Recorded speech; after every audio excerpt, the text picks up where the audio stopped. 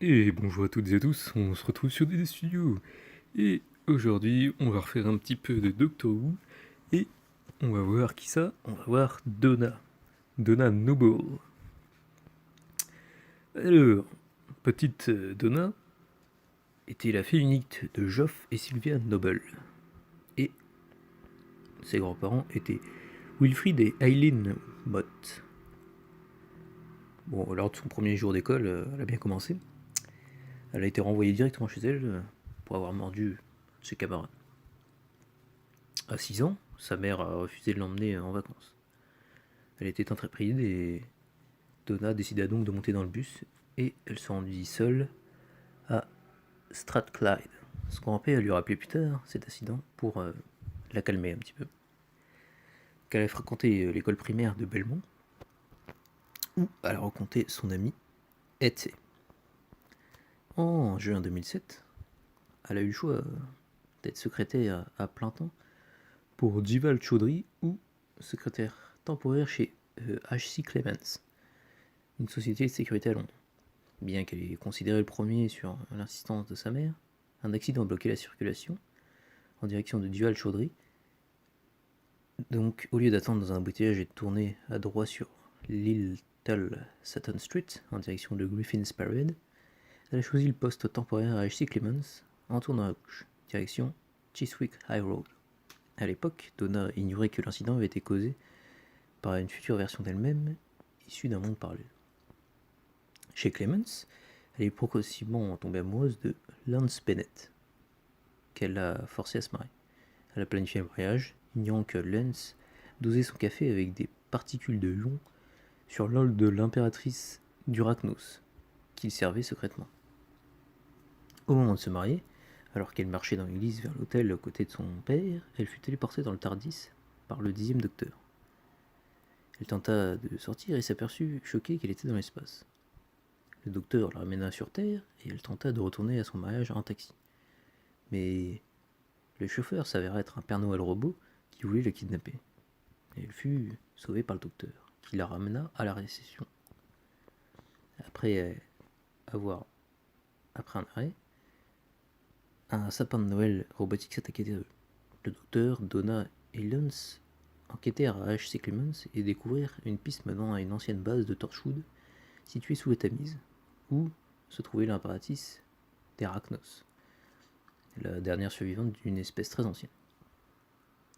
Il s'avéra du coup que Lance et elle étaient de mèche depuis le début.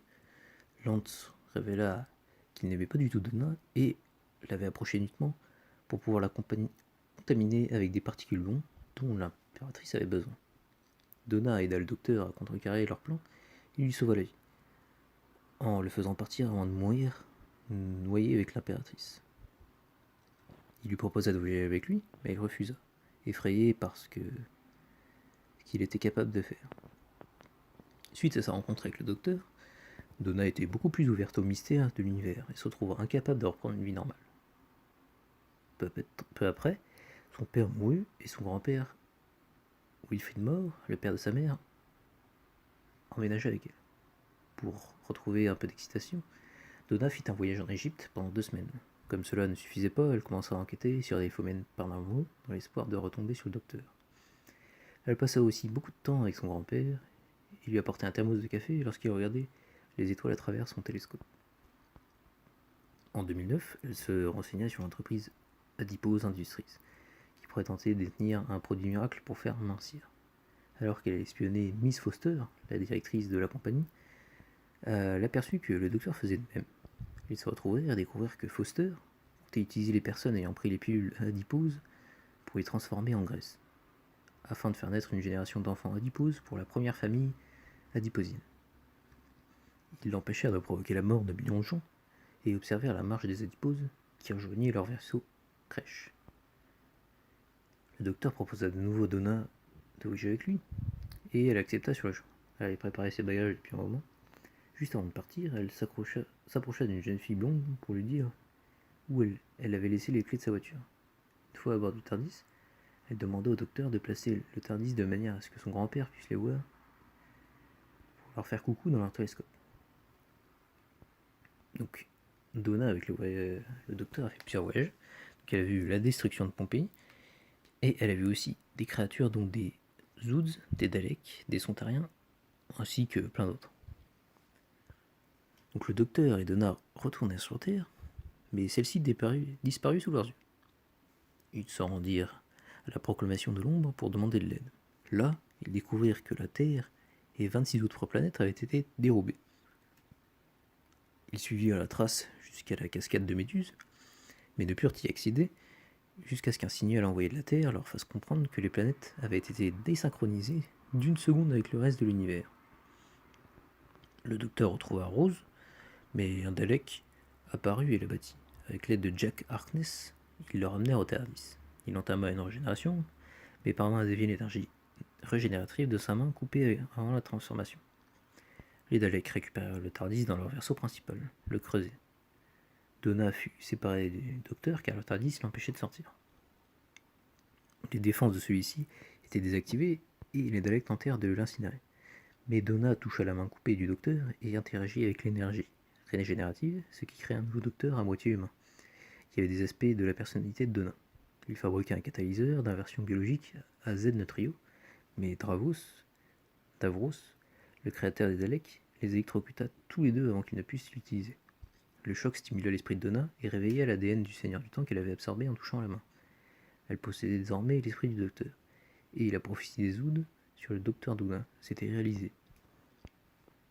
Grâce à cette intelligente nouvelle, Donna désactiva la bombe de la réalité des Daleks et désactiva les circuits de contrôle des Daleks. Donna et le docteur utilisèrent le magnétron des Daleks pour leur ramener les 27 planètes à leur place et époque d'origine. Mais le docteur, issu de la métacrisis, détruisit les Daleks, et accomplissant ainsi la prophétie de Dalek Khan. Après ce geste, il s'exila dans le monde de Pit, avec Rose et sa famille. L'esprit de Donna commença à surcharger. Son cerveau humain n'était pas fait pour les connaissances et les capacités du Seigneur du Temps. Donc le docteur, pour la sauver, utilisait la télépathie pour supprimer cette double personnalité. Malgré ses protestations, il lui effaça sa mémoire, y compris les souvenirs de leur aventure ensemble.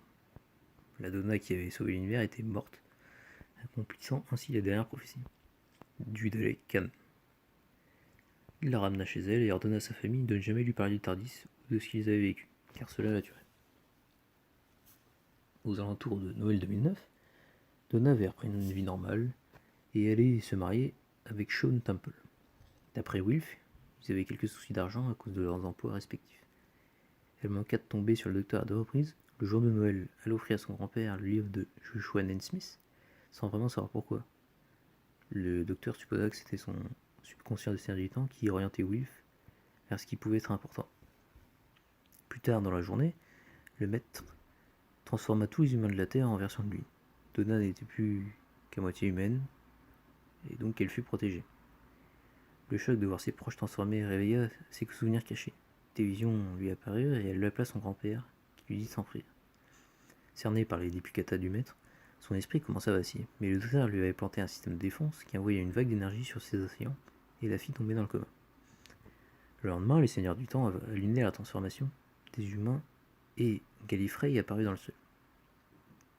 Shaun trouva Donna inconsciente et la ramena chez elle. Elle se réveilla, tandis que le TARDIS apparaissait dans la rue, et se plaint d'avoir l'impression d'avoir encore manqué un événement important. Au printemps 2010, Donna et Shaun se marièrent. Tandis qu'elle se faisait prendre en photo avec ses amis, sa mère et son grand-père discutèrent une dernière fois avec le docteur. Il revint avec une enveloppe que le docteur lui avait donnée. Elle contenait un ticket de loterie gagnant que le docteur avait acheté avec de l'argent emprunté au père de Donna après avoir remonté le temps. Donna se rappelant que le prochain tirage de loterie rapportait le gros lot, mit le ticket en lieu sûr dans sa robe. Donc maintenant, on va faire un petit point sur la personnalité qu'avait Donna. Donc Donna n'était pas du genre à se laisser impressionner, ni à se laisser faire. Lorsqu'elle apparut dans le TARDIS pour la première fois, elle était furieuse contre le docteur, qu'elle tenait responsable, et lui donna même 2 claques. Elle apprit cependant à le connaître et changea d'avis sur lui.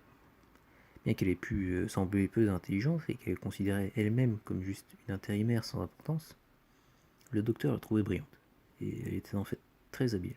Par exemple, elle maîtrisait le système décimal Dewey en travaillant seulement 2 jours dans une bibliothèque. Donna était assez sarcastique et directe. Elle était également très empathique, et elle réconforta ainsi Agatha Christie en essayant de lui raconter comment son propre mariage avait tourné. Elle aida à libérer les hôtes de l'esclavage, et quand le docteur dut faire le choix terrible de détruire Pompéi pour sauver le monde, sans autre alternative, car il s'agissait d'une pointe fixe dans le temps, Donna partagea son fardeau en l'aidant à pousser le levier qui déclenchait l'éruption du Vésuve. Elle le persuada également de sauver sa famille de l'obus Caecilius. Ainsi, elle insista pour que le docteur reconnaisse Ginny comme sa fille, sans se soucier de comment elle avait été conçue. Et donc voilà, on a donc fini pour ce petit épisode sur Donna. Donc comme d'habitude, si vous avez des remarques, des améliorations à faire, n'hésitez pas à le dire en commentaire. Et si vous avez aimé, un petit like, ça fait plaisir.